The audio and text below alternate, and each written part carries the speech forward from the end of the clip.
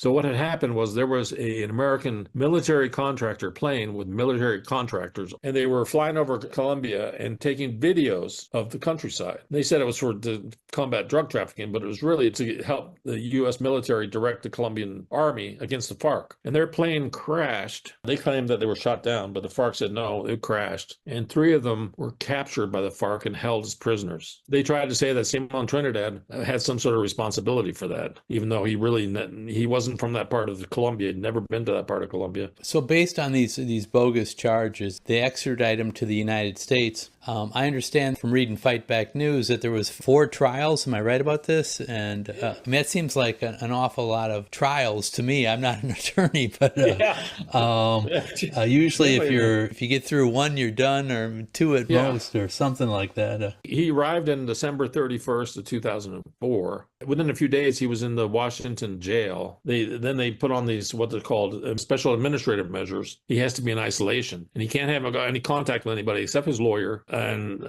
family members approved by the FBI. They had him in a cell for people who are on suicide watch. He had lights on 24 hours a day.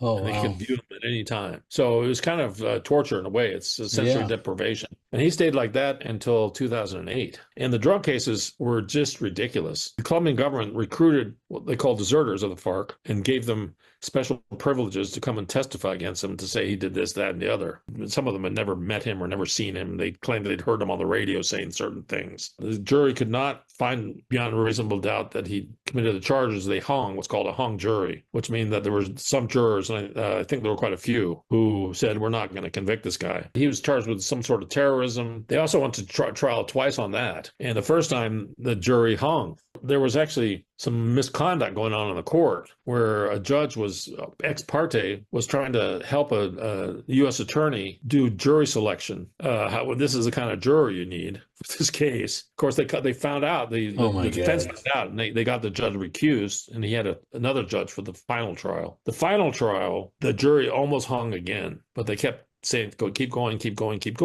And there was one, I think she was a kind of religious person who was the last holdout, and they finally broke her down, and they convicted him of 1 count of the 5-count indictment for conspiracy, which, in the United States is incredibly broad. In January of 2008, he was condemned to 60 years in prison.